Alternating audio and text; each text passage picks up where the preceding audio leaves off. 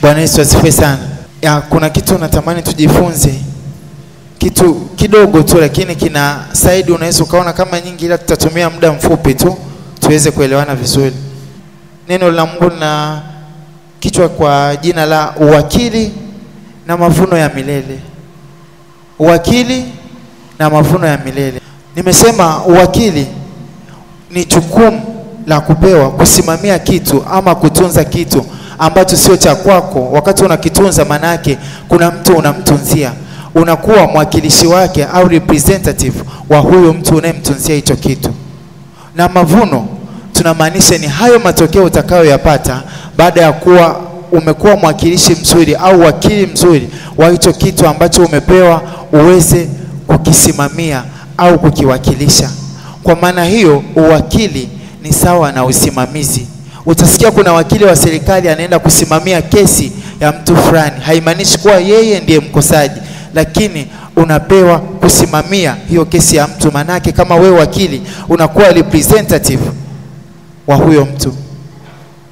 Sisi kama Wakristo ni wawakilishi wa Mungu, ama sisi ni mawakili wa Mungu. We are representative of God.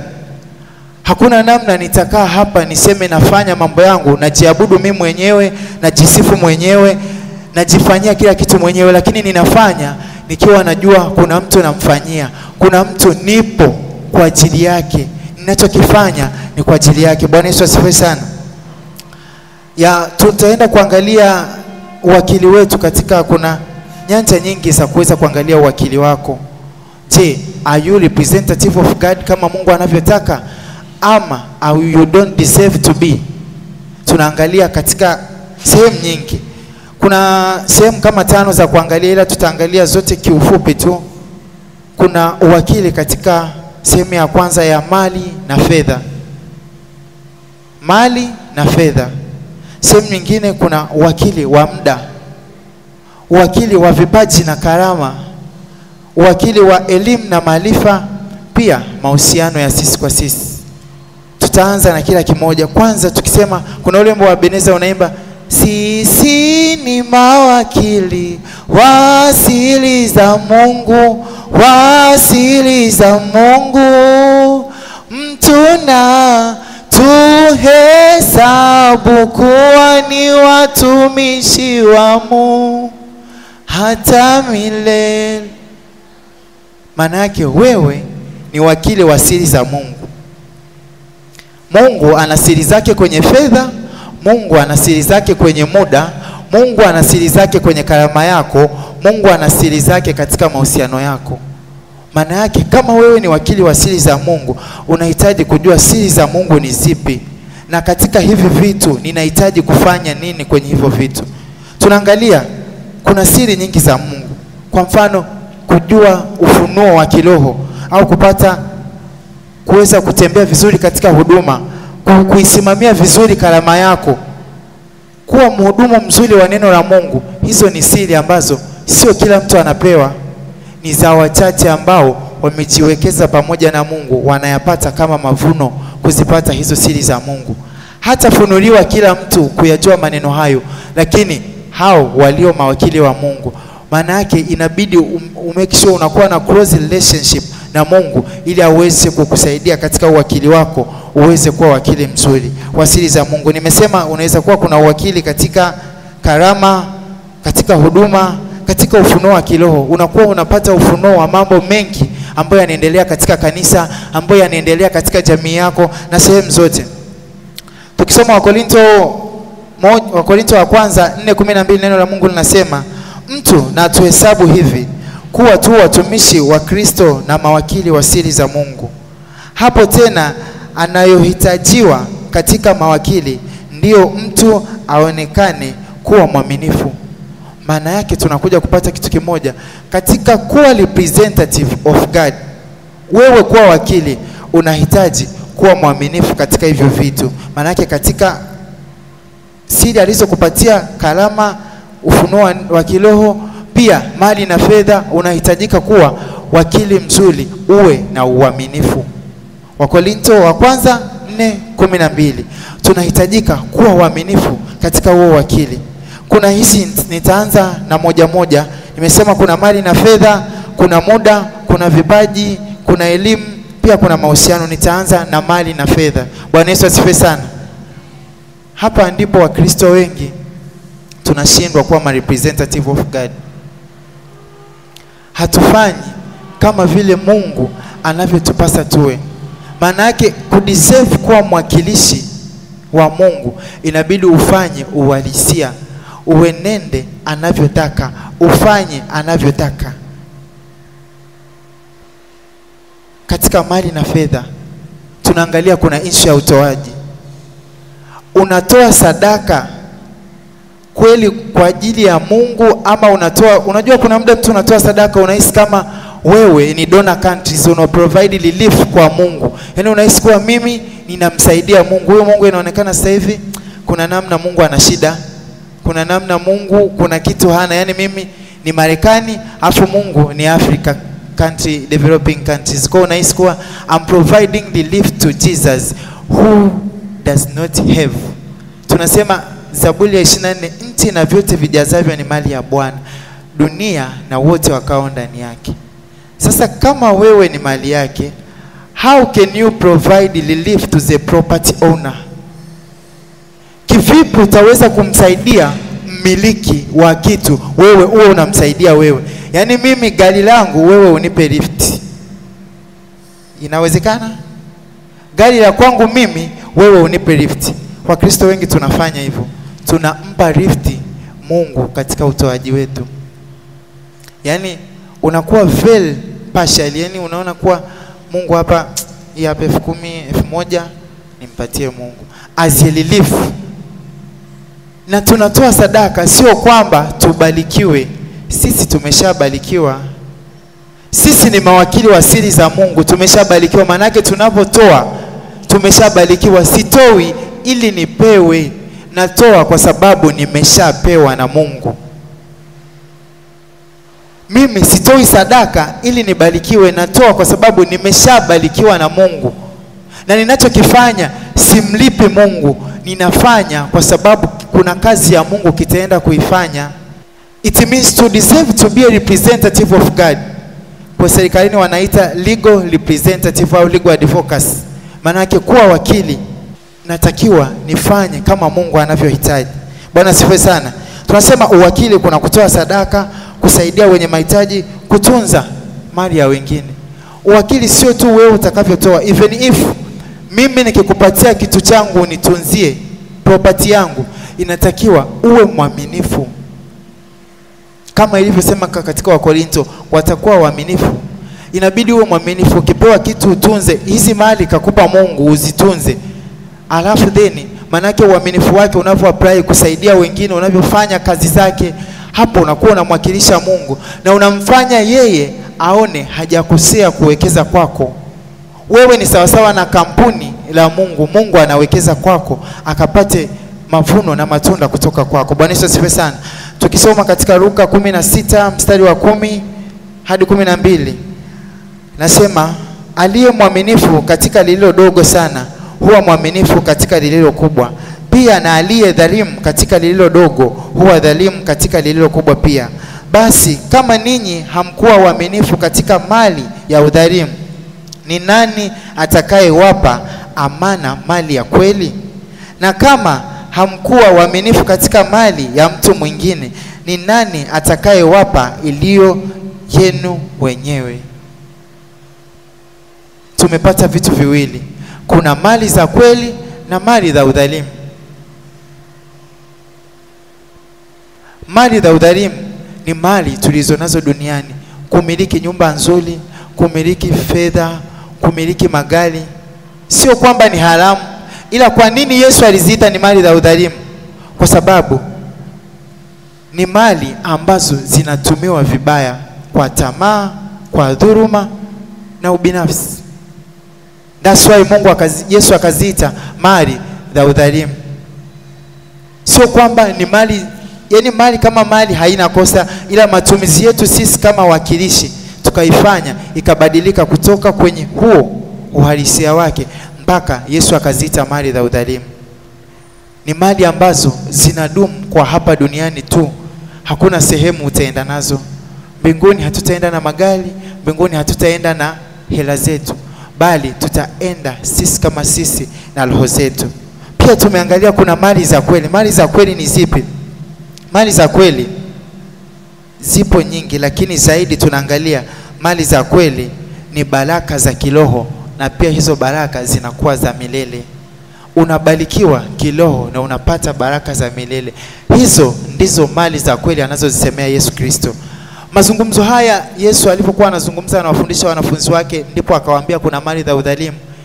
Ilikuwa kuna hadithi moja, kuna tajiri mmoja alikuwa anamfanya kazi wake kama wakili wake, lakini yule mfanyakazi alishindwa kuzitumia vizuri mali za bosi wake, bali akazitumia vibaya mpaka akasababisha kampuni ikawa kuna namna ina weakness.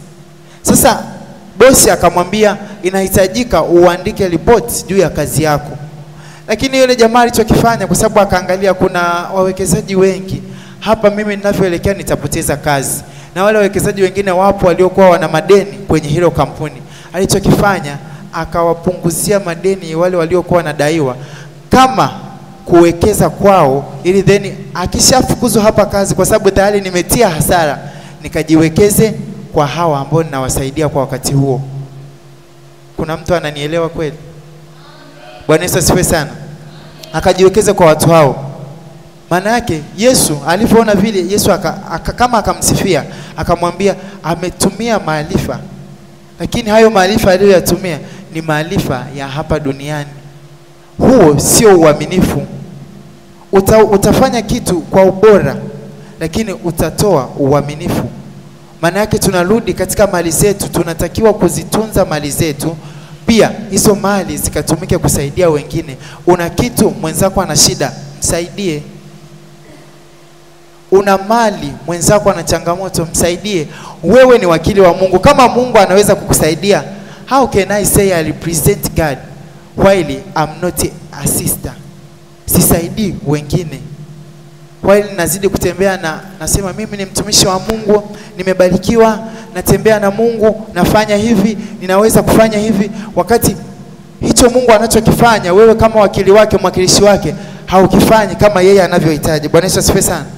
Tunabidi tuwe mawakili wa Mungu katika utoaji. Toa kama Mungu alivyokujalia. Kusaidia watu tunaoishi nao, wasaidie kama Mungu anavyokujalia. Kusimama katika kazi yake, simama kama Mungu anavyokujalia. It means ujitoe, sio tu kwa sadaka ya fedha, mali. Ndio maana kwenye vile vitu ambavyo nimevitoa tutapita, kuna sehemu nyingi za kujitoa na uwakili wako ukawa bora. Kuna kujitoa katika karama yako, kuna kujitoa katika muda wako. Unaacha vingapi unaenda kumtumikia Mungu? Unaacha vingapi unaenda kusimama na Mungu? Mahusiano yako na watu yakoje? Do you deserve to be a representative of God? Hayo ni maswali ambayo inatakiwa unatembea nayo wewe kama unajiuliza, ninastahili kuwa mwakilishi wa Mungu? Majibu utayapata mwenyewe, na ukijua notes, inabidi uanze kubadilika na ukawe a representative of God. Bwana Yesu asifiwe sana. Au nikisema kutoa, mnasikia kuna namna roho inauma?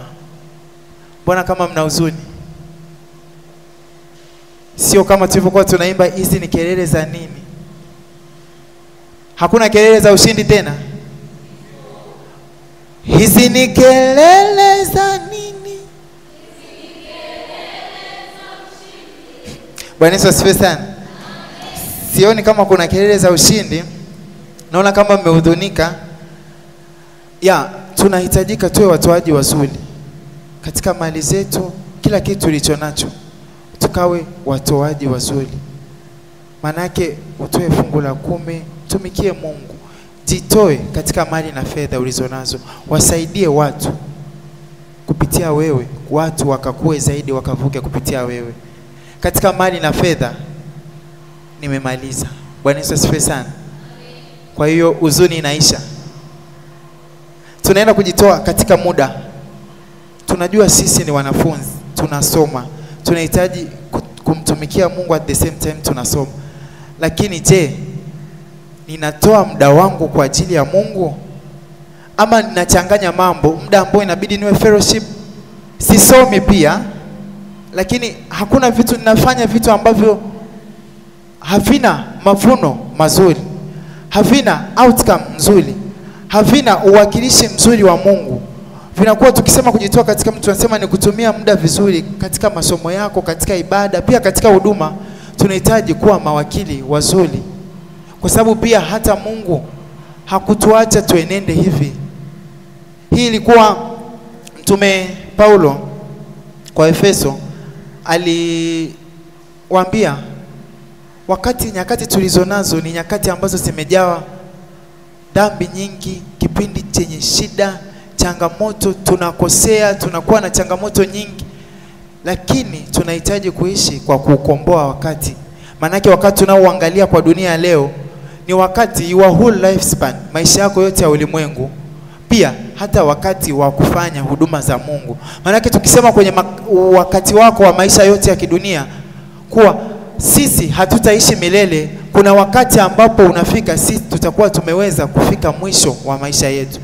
Huu wakati uliopo sasa hivi, je, wewe unautumia vizuri? Au unasubiri unasema acha nitende tu dhambi kuokoka ni uzeeni? Nani amekwambia utazeeka? Yaani nani amekwambia wewe utafikisha miaka 70? Huna garantia maisha yako.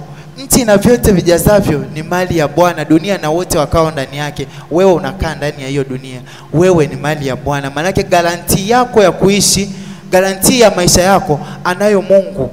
Kwa hiyo hakuna namna utasimama wewe kama wewe kujiwekea garanti yako, kujipangia muda wa kufanya, kupanga muda wa kuokoka, kupanga muda wa kuwa mwaminifu kwa Mungu. Unajipanga kabisa, mimi ikifika wakati fulani ndo nitakuwa mwaminifu kwa Mungu. Kipindi fulani kikifika ndo nitakuwa mwakilishi mzuri wa Mungu. Who told you? Inabidi uwe mwaminifu mzuri wa Mungu hata kwa wakati huu. Ukiwa uaminifu, yani your trustship, hiyo ndo inafanya measurement ya representative yako na Mungu. Maanake identity alionayo Mungu ndo inabidi usimame nayo wewe. Tusipate utofauti kati yako wewe na Mungu. Tukishakuwa na any difference between mwakilishi wa Mungu na Mungu mwenyewe, tayari you don't deserve to be a representative. Maanake tayari umeshindwa kuwa mwakilishi, bali umekuwa mtu mwingine. Tunaamini tukikupa sehemu kama mwakilishi mtu, utaenda kukisema alichotaka kukisema yeye. Even if mimi hapa nikiagizwa na rais nije niseme, nikiongea ujinga, ndo rais aroongea huo ujinga, kwa sababu yeye ndiye kanituma mimi. Maana yake wanachokitegemea kaniambia mimi nikaseme nini. Kwa nikisema, nikiharibu, namdhalilisha yeye kuwa yeye ndo amekisema. Ukishakuwa kwa niaba ya, unabidi ukiseme, je, sisi kwa niaba ya Mungu tunaishi kwa uaminifu ama tunampimia Mungu? Unamdetermine Mungu the way unahisi kuwa wewe alivyo. Sio kwamba Mungu yeye ndo anaweza kukuelekeza wewe yeye ukoje. Ukimjua Mungu, hizo baraka zake za kiroho tunazozipata ndizo zinatupatia ufunuo wa kuweza kujua mambo mengi yaliyoko hapa duniani. Bwana Yesu asifiwe sana. Tukisoma katika Waefeso 5:14-17, hivyo mstari wa 14 unasema, hivyo husema amka wewe usinziaye, ufufuke katika wafu na Kristo atakuangaza. Basi angalieni sasa jinsi mnavyoenenda, si kama watu wasio na hekima, bali kama watu wenye hekima, mkiukomboa wakati, kwa maana zamani hizi ni za uovu. Kwa sababu hiyo msiwe wajinga, bali mfahamu ni nini yaliyo mapenzi yenu. Maana yake ukiangalia kuna kitu umekipata. Kama umesinzia, maana yake amesema uamke. Kama umesinzia, maana yake tayari hizi baraka za kiroho wewe hauzipati. You need to wake up from usingizi wako mpaka kuja kusimama upya. Hapo ndipo utaweza kuzipata baraka za kiroho ambazo Mungu anakuandalia wewe kama mavuno ya huo uwakili wako. Ndio maana kichwa changu cha somo kilisema uwakili na mavuno ya milele. Utakachokifanya kitakuja kuleta impact gani kwenye maisha yako? Utakuwa mwaminifu mzuri wa Mungu, utakuwa representative mzuri wa Mungu. Maana yake tukiwa wakilishi wazuri wa Mungu katika muda, katika utoaji, tutakuja kupata mafanikio na heshima pia. Mungu atakuheshimisha hata kwa watu kwa sababu umekuwa mwakilishi wake mzuri. Unachokifanya ndicho Mungu anachokihitaji. Bwana Yesu asifiwe sana. Vipaji na karama. Hapa ndipo kuna changamoto kubwa. Sisi ni mawakili wa siri za Mungu.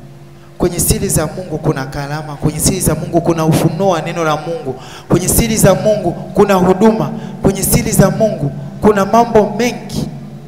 Lakini una uhakika wewe uliyekaa hapo hakuna karama ulionayo ya kumtumikia Mungu? Ama unatembea kwenye kile kivuli? Mungu anaangalia moyo. Moyo wangu ninavyofanya ninamtumikia Mungu, ninavyofanya ninamtumikia Mungu kwangu mimi. Mungu hakishakupa wewe, anaamini wewe tayari unakifahamu. Maana yake anachokitaka sio sifa uendelee kuwa nacho wewe, anahitaji kuna watu wavuke kupitia hicho alichokupatia. Ndio maana ukipewa kalama ya uhubiri, hutakaa kwako ukajihubiria ndani, ila utaenda kuwahubiria watu wengine ili wakamjue Mungu. Ukipewa kalama ya uimbaji, itabidi ukaimbe, kuna watu waokoke kupitia wewe. Ukipewa kalama ya kuwa mhudumu mzuri kanisani, itabidi uhudumu ili watu waokoke kupitia wewe, watu wakapate uaminifu kupitia wewe. Je, unafanya hivyo?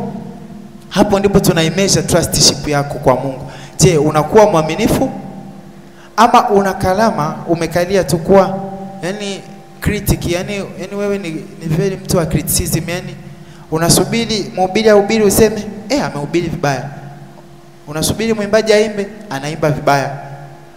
Unasubiri watu waende kanisani jioni fellowship, yule anapoteza muda, yani hasomi. Muda wote fellowship. Matokeo anakuzidi. Kipi bora? Ni bora anaenda fellowship afu anakuwa na mavuno bora, au ni bora wewe ambaye sijui nitumie neno gani ambalo litakufanya unielewe, ili inaweza isiwe zuri, lakini sijui unazagaa, yani unakuwa nje, yani unazagaa tu nje, una reason ya msingi, alafu unamwona kama yule anayefanya vitu kama vile anakosea, lakini tunakuja kuangalia mavuno. Una nini baada ya kuwa wewe hauimbi, baada ya kuwa wewe hauhubiri, baada ya kuwa wewe haufagii kanisa, baada ya kuwa wewe hauendi fellowship, baada ya kuwa wewe yani haujishughulishi na shughuli yote ya Mungu? Una nini ambacho kinakupa wewe kiburi cha kufanya uamini kuwa Mungu anaangalia moyo? Nani alikwambia Mungu anauona huo moyo wakati haufanyi vitu vya kidunia? Hizi Mungu ndio maana akatupatia kwamba hizi mali ametupatia kama kipimo. Hivi vitu vya duniani, muda, hizi karama ni kipimo. Maana yake hivi ukivifanya kwa uaminifu vinakupa tiketi ya kupata baraka za kiroho na kupata uwakili mwema wa Mungu ambao utadumu hata milele. Bwana Yesu asifiwe sana. Kwa hiyo inabidi umake sure unakuwa mwakilishi mzuri katika kipawa chako. Wafundishe watu. Kama ni mhubiri, fanya hivyo. Kama wewe ni kazi yako ni kufagia kanisa, fagia. Kazi yako ni kwenda fellowship tu, kama unafika unanyamaza. Lakini kuna watu wanaokoka kupitia wewe. Katika huko kunyamaza kwako unaamini kabisa hapa kuna mtu anavuka kupitia mimi. Kuna mtu atavuka, atafanya kitu cha kimungu kupitia mimi. Endelea na hicho. Bwana Yesu asifiwe sana. Lakini kimsingi hakikisha unakuwa au una deserve kuwa representative of God. Usiwe tofauti na Mungu. Bwana Yesu asifiwe sana. Tukisoma katika Petro wa kwanza 4:10, neno la Mungu linasema kila mmoja kwa kadiri alivyoipokea karama itumieni kwa kuhudumiana kama mawakili wema wa neema mbalimbali za Mungu. Karama ulionayo tutumie kwa kuhudumiana, sio tutumie kwa kukaa nayo, sio tutumie kwa kunyamaza nayo, sio tutumie kwa kukaa tu kwa a man of criticism. Yani wewe ni mwana falsafa ambaye wewe ni very criticize, yani ni hivi hawafanyi hivi, hivi hawafanyi hivi, hivi hawafanyi hivi. Wakati huendi kufanya wewe, wajifunze kupitia wewe, huende kufanya wewe watu wafurahie kupitia wewe, huendi kushiriki na wao wajifunze kupitia wewe. Unakaa tu kila siku kulaumu hiki na hiki. Shirikiana nao. Hao unaoona wanakosea, unayeona anakosea kuomba, mwelekeze aombe. Kama unaona haimbi vizuri, mwelekeze haimbe. Muone, yani unamuona hataki kushiriki shughuli za kanisani, mwambie hiyo kalamu uliopewa wewe ukaweza kujua kuwa tunatakiwa tufanye hivi, kwamba tuhudumiane, waambie na wengine ili wakajifunze kupitia hiyo. Kitu cha 4, elimu na maarifa. Elimu na maarifa. Tupo hapa tunasoma, tunakuwa representative wa Mungu. Je, tuna maarifa? Manake tunaangalia maarifa ya kiroho au ya kimungu na maarifa pia ya kidunia, kwa sababu hapa utakapoenenda na maarifa yako ya kidunia yatakuwa na impact kiroho. Manake utakachokifanya kitatoa matunda kiroho. Bwana Yesu asifiwe sana. Tukisoma katika, kwanza tukiwa wakili wazuri katika maarifa tu, katika kusoma kwa bidii, kushirikishana katika maarifa, kuambiana na pia kuwa mfano bora. Wewe unakuwa ni mfano bora kwa wenzako, wanapata kitu kupitia wewe kwa sababu una maarifa ya kitu fulani. Utatupatia sisi tuweze kuelewa kupitia wewe. Bwana Yesu asifiwe sana. Tunajudge kuwa ninajua swali fulani. Hii ni darasani sasa. Lakini naona kumwelekeza mtu kama vile ni adhabu kubwa sana. Unaona kuwa huwezi ukafanya, unapoteza muda. Wakati hicho ni kitu ambacho ni simple, unaweza ukamsaidia mwenzako. Kitendo cha kusaidia ni the same Mungu alivyoweza kukupa wewe, kwa sababu neema yake amekupa bure na kibali amekupa bure. Maana yake ukifanya, ukimsaidia mwenzako, inakuwa katika elimu na maarifa yako kuna faida utapata. Tukiangalia maarifa ya kidunia, elimu ya kidunia inakuwa na impact kwa Mungu, kama ilivyokuwa kwa Danieli.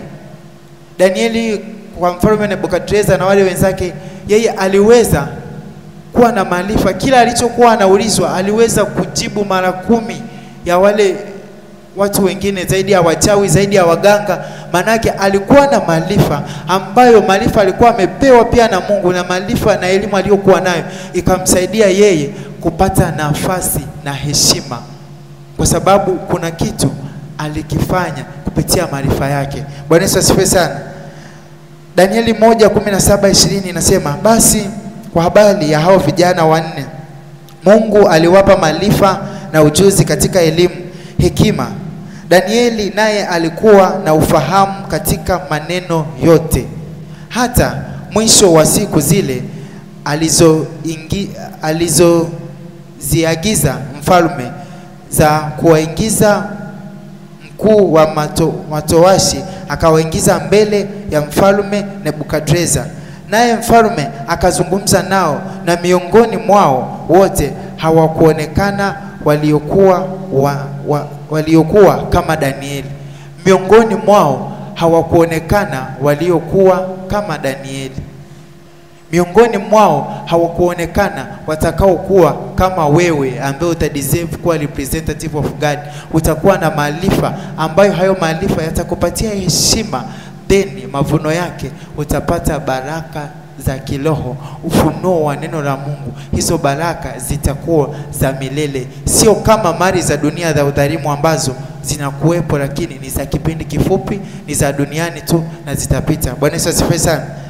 Ya baraka zake utapata hekima na utaweza kuwa kiongozi. Kiongozi always tunataka mtu awe wise. Lazima tuone una kitu, una maarifa ambacho ninaamini utanielekeza mimi, ambaye it doesn't matter uwe unanizidi.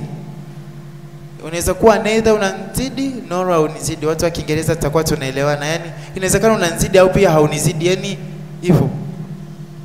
Lakini inaweza kuwa pia hatuzidiani, tunalingana. Ila nikikupa nafasi ya kusimama kama kiongozi wangu, inabidi uwe na extra zaidi yangu, unielekeze sehemu fulani. Kwa sababu nikiwa nakuzidi, kile utakachokifanya nitaanza kuona unanikosea, kwa sababu naona ananielekeza hivi, kuna hiki, kuna hiki, kuna hiki. Kwa hiyo you need to be a good representative of God. Mwakilishi mzuri wa Mungu, wakili mzuri wa siri za Mungu, na mtu akuhesabu kuwa wewe ni mtumishi wa Mungu hata milele. Bwana Yesu asifiwe sana. Ya cha mwisho ni mahusiano. Uwakili katika mahusiano yetu. Uwakilishi wa Mungu katika mahusiano yetu. Je, tunavyoishi sisi kweli tunaonekana kuwa wawakilishi wa Mungu? Tunasaidiana? Tunafanya vitu ambavyo vitakuwa wawakilishi wa Mungu? Je, uhusiano wetu tulionao ni uhusiano wa Kristo? Au ni uhusiano wa huu udhalimu ambao tunausemewa duniani, ambao deni impact yake haitakuja kuwa baraka na ufunuo wa neno la Mungu milele, lakini itakuwa ni ukishatoka hapa wewe direction motoni. Mahusiano, unaishije na mwenzako? Tunaishi kama jumuiya. Mwenzako yani the way mnaishi. Tukiangalia mahusiano tunasemea kwenye kupenda wengine, tunasemea kusamehe, kujenga urafiki wa kweli. Hapo katika mahusiano tunaangalia hivyo vitu. Je, una urafiki wa kweli na mwenzako? Kuna muda tunachanganya hapa duniani. Tunasema, kuna mhubiri mmoja ashasema, katika maisha ya kidunia love is must but relationship is by choice. Haimaanishi Mungu alivyotuambia sisi tupendane, hakutuambia tuweke relationship kwa kila mtu. Yani mimi kukupenda haimaanishi lazima tuwe na relationship. I can have a love to you but not a relationship. Sisi tunaelewana? Bwana Yesu asifiwe. Unaweza ukawa na upendo kwa mtu. Upendo ni nini? Upendo, Biblia imeelezea sana kuhusu upendo, the way mtakavyoishi, mtakavyosaidiana. Lakini nikisema relationship ninamaanisha yule mtu ambaye unakuwa naye wa karibu, unaweza kuwa anakuambia kitu. Yani mimi humu wote nawapenda. Hakuna mtu tutakutana naye tutachukiana, tutasalimiana vizuri. Kukiwa kuna shida tutasaidiana kama tumepeana taarifa. Lakini je, sio kila mtu mkanisani nitaweza kufuata nitakwambia kuwa mimi nyumbani kwetu ni maskini, mimi nyumbani kwetu ni matajiri, mimi nyumbani kwetu mamangu anaumwa, mimi nyumbani kwetu kuna hiki, au mimi ninapoishi nimefukuzwa. Maana yake uwezo wa kumwambia mtu hivyo vitu, hapo ndo tunaona kuwa hiyo ndo inakuwa relationship. But love, you need to live well in the society, to live in familyhood, to have brotherhood in the society without any conflict. Bwana Yesu asifiwe sana. Mnakuwa na umoja. Sisi, hii ni jamii yetu, tunasaidizana. Kama Mungu anavyotusaidia sisi, tunasema tunakuwa mawakili. Mimi kama Mkristo ninachokifanya ni kweli, ambaye hajaokoka akiniona anaona kuwa anapata kiu ya yeye kuokoka kwa sababu anaona ninachokifanya ndivyo Mungu anavyofanya? Au mimi ninachokifanya nipo namtukanisha Mungu na kufanya ambaye hajaokoka azidi kugongelea msumari kutokuokoka kwa sababu haoni ninachokifanya? Bwana Yesu asifiwe sana.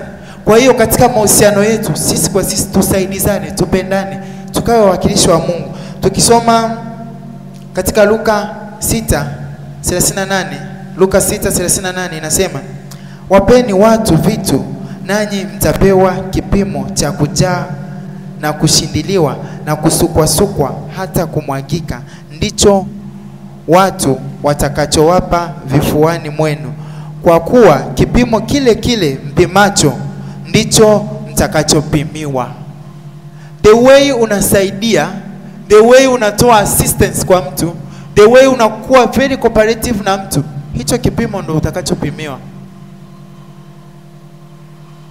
You are representative of God. Are you deserve to be? Hilo ni swali. Ni swali binafsi. Unaweza ukakaa unajiuliza, am I deserve to be representative of God? Or am I representative of devil? Hayo ni maswali binafsi. You are full of joy, you are full of glory, lakini unafanya nini? Ni kipi kinachokupa hiyo furaha? Kipi kinachokupa huo huzuni? Wewe ni mwakilishi wa Mungu. Zaidi inabidi tukawe mawakili katika vyote. Wakili katika mali na fedha, katika utoaji wetu. Wakili katika muda kumtumikia Mungu. Wakili katika mahusiano yetu sisi kwa sisi. Wakili katika vipawa na karama zetu tulizonazo. Tumika kwa kiasi ambacho unafikia mwisho. Pia uwakili katika elimu na maarifa, tukamwakilishe Mungu. Bwana Yesu asifiwe sana. Mwisho kuna maswali, utajitafutia mwenyewe majibu. Swali la kwanza, je, unatumiaje muda wako chuoni na maisha yako kiujumla? Ukiwa unapata swali relate na uwakili wa Mungu. Ukiwa hapa chuoni unatumikaje katika muda? Ninamwakilisha Mungu au hapana? Swali lingine, je, unaonaje kipaji chako ni kwa utukufu wa Mungu ama fahari binafsi? Karama yako ni kwa utumishi wa Mungu ama kwa utukufu binafsi au fahari binafsi? Yani the way unafanya kazi, ninafanya ili fulani anione ama ninafanya kwa sababu ninajua ninamfanyia nani na ninajua mavuno ya hapo ni yapi nitakayoyapata. Kingine, je, unawajibika katika masomo yako kama wakili wa maarifa? Question mark. Unatumiaje fedha au mali unazopewa na wazazi au unazotafuta kibinafsi?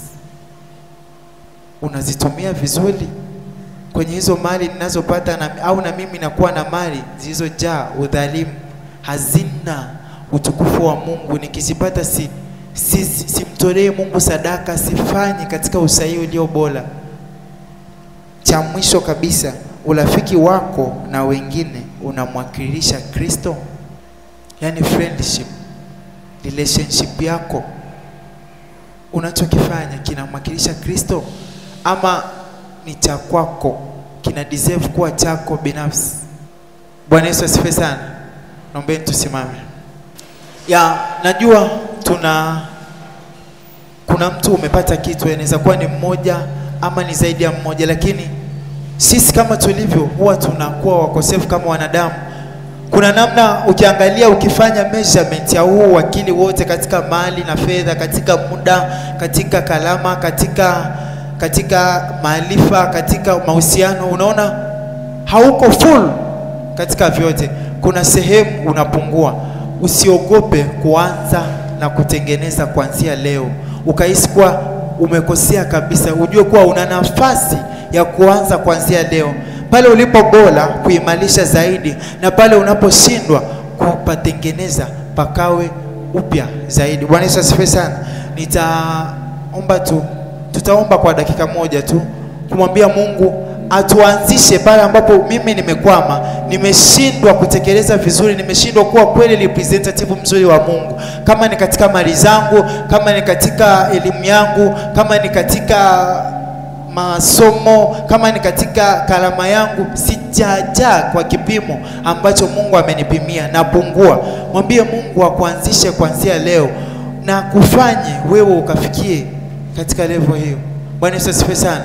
Naomba tuende kwenye maombi dakika moja au mbili tu. Mwambie tu Mungu kwa vyovyote unavyoweza, anaweza akafanya zaidi ya unavyofikiria.